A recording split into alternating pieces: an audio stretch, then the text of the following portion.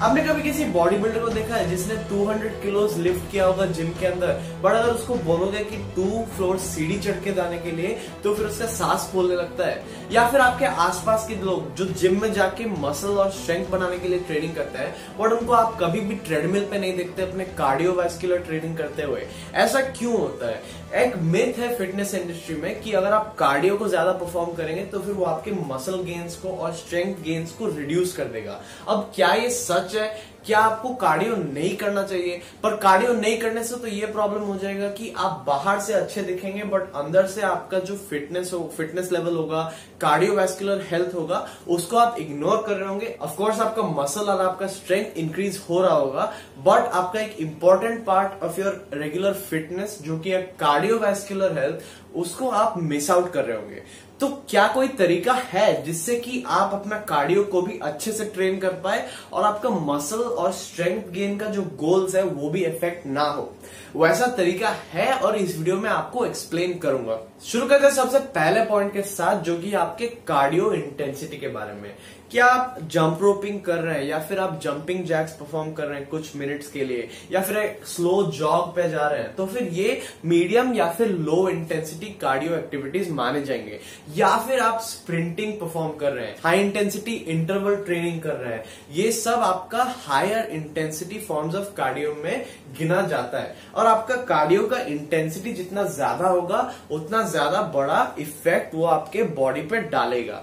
इसीलिए अगर आप ज्यादा इंटेंस फॉर्म ऑफ कार्डियो आपके या तो लेग डे पे परफॉर्म करते हैं, क्योंकि सारे कार्डियोस में मोस्टली लेग्स का काफी ज्यादा लार्ज अमाउंट ऑफ इन्वॉल्वमेंट होता है, चाहे वो कोई भी टाइप का रनिंग हो, चाहे वो जंप रोपिंग हो, चाहे वो जॉगिंग हो, बर्पीज हो, आपका मोस्ट कार्डियो एक्सरसाइजेस में लेग्स का यूजुअली इन्वॉल्वमेंट होता है। तो अगर आप सोचिए कि आपका लेग डे आ रहा है आज को और आप सुबह को एकदम हाई इंटेंसिटी का कार्डियो सेशन कर लेते हैं और आपको उसके 2 घंटे बाद ही जाके जिम में आपका लेग वर्कआउट करना है, तो फिर इस केस में आपके लेग्स ऑलरेडी टायर्ड हो चुके होंगे कार्डियो सेशन से, और इसी कारण से आपका जो लेग वर्कआउट है उसका इफेक्टिवनेस कम हो जाएगा, उसमें आपका ओवरऑल स्ट्रेंथ कम रहेगा और इसी कारण से आपका इन द लॉन्ग टर्म जो मसल गेन और स्ट्रेंथ गेन हो रहा होगा वो भी रिड्यूस हो जाएगा।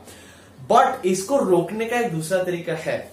अगर आप ज्यादा high intensity forms of cardio किसी दिन परफॉर्म करना चाहते हैं तो फिर इंश्योर करें पहली बात कि वो आपके लेग डे पे ना हो, और अगर बाय चांस आप लेग डे पे कोई कार्डियो कर भी रहे हैं उसे अपने वर्कआउट के या तो बाद में परफॉर्म कीजिए या फिर एटलीस्ट 5 से 6 घंटे पहले परफॉर्म कर लीजिए, ताकि उसको परफॉर्म करने के बाद वो जो टायर्डनेस रहता है वो आपका वर्कआउट के टाइम आने तक कंप्लीटली चला जाए। इस तरीके से आपका बॉडी हमेशा, आप जब वर्कआउट्स कर रहे होंगे, अगर आपका बॉडी फुल एफर्ट प्रोड्यूस कर पा रहा है तो फिर अच्छा है। बट अगर आपके कार्डियो सेशंस के कारण आपके वर्कआउट्स में इंटेंसिटी और आपका जो एनर्जी है और आपका स्ट्रेंथ लेवल्स है वो अगर आपके कार्डियो के कारण कम हो जा रहा है तो फिर आपको जरूर मसल गेन और स्ट्रेंथ गेन में प्रॉब्लम फेस करेंगे। बट अगर आप सही तरीके से करेंगे वर्कआउट्स के, या तो बाद में कार्डियो सेशंस परफॉर्म करेंगे या फिर 5-6 घंटे पहले से कंप्लीट करके रख लेंगे। इनफैक्ट 5-6 घंटे से बेटर आप अगर 10-11 घंटे पहले से, अगर आपका वर्कआउट इवनिंग में है तो फिर आप सुबह में ही खत्म कर देते हैं, तो वो तो सबसे सेफ बेट है। और उससे भी ज्यादा सेफ होगा अगर आप वर्कआउट के सीधा बाद जाके कार्डियो परफॉर्म करेंगे। ये दोनों में से कोई भी चीज अगर आप करेंगे आपके कार्डियो सेशंस के लिए तो फिर आपके वर्कआउट्स में जो एनर्जी और स्ट्रेंथ है वो आपके कार्डियो से इफेक्ट नहीं होगा और आप जब वर्कआउट्स में फुल अपना दे पाएंगे, इस कारण से आपका मसल गेन और स्ट्रेंथ गेन हो रहा होगा। दूसरा पॉइंट जहां पे कार्डियो हमारा मसल गेन्स को हार्म कर सकता है वो है हमारा न्यूट्रिशन। जब हम लोग कार्डियो कर रहे होते हैं तो फिर यूजुअली हम एक हाई अमाउंट ऑफ कैलोरीज को बर्न कर रहे होते हैं। तो फिर सोचिए कि आप एक जॉग पे जा रहे हैं और आप 30 मिनट्स के लिए जॉग करते हैं। ये 30 मिनट्स का jog depending on your speed 200 to 250 calories उधर ही बर्न कर सकता है। अब सोचिए कि आपको मेंटेनेंस कैलोरीज पे खाना था, आपको खाना था 2500 कैलोरीज, आपने बर्न कर दिया 250 कैलोरीज एक्स्ट्रा, और आप अपना मसल बिल्ड करने की कोशिश कर रहे हैं, स्ट्रेंथ बिल्ड करने की कोशिश करने के फेज में है, इसलिए आपको कैलोरीज की जरूरत है। बट आपने वो 250 कैलोरीज एक्स्ट्रा बर्न कर दिया और उसको वापस किसी फूड सोर्स से खाया नहीं, तो वो जो कैलोरी का डेफिसिट आ गया, वो कैलोरी डेफिसिट के कारण आपके बॉडी का मसल बिल्ड करना और स्ट्रेंथ बिल्ड करना ज्यादा मुश्किल हो जाएगा, क्योंकि जब हम लोग कैलोरी डेफिसिट में होते हैं तो फिर बॉडी प्राइमरीली फैट लॉस करता है और उस समय में मसल गेन और स्ट्रेंथ गेन करना थोड़ा सा मुश्किल हो जाता है। तो अगर आप कार्डियो ट्रेनिंग कर रहे हैं और उसमें से कैलोरीज बर्न हो रहा है, अप्रोप्रिएट तरीके से एस्टिमेट कीजिए कि आपके कितने कैलोरीज बर्न हो रहे हैं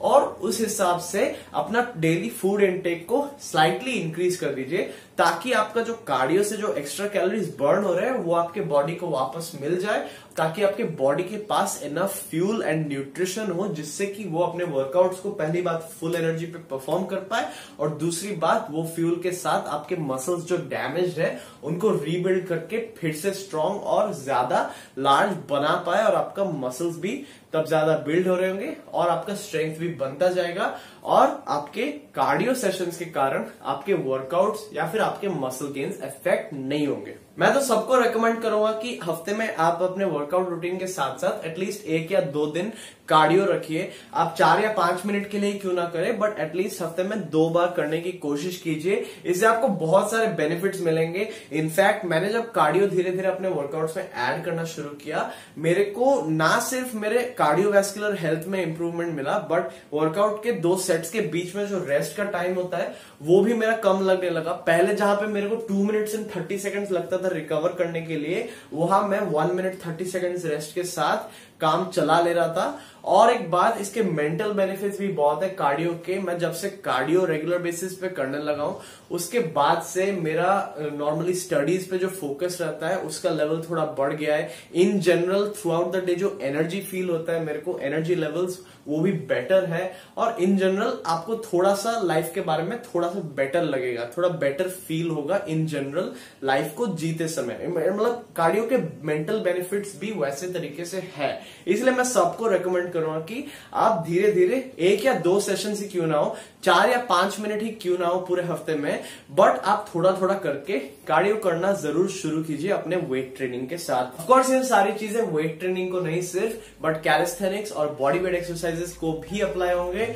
आज का वीडियो यहीं पे खत्म होता है। अगर हेल्पफुल लगा तो फिर लाइक कर देना और ऐसे ही फिटनेस वीडियोस के लिए मेरे चैनल को सब्सक्राइब कर देना। Thank you for watching, keep striving.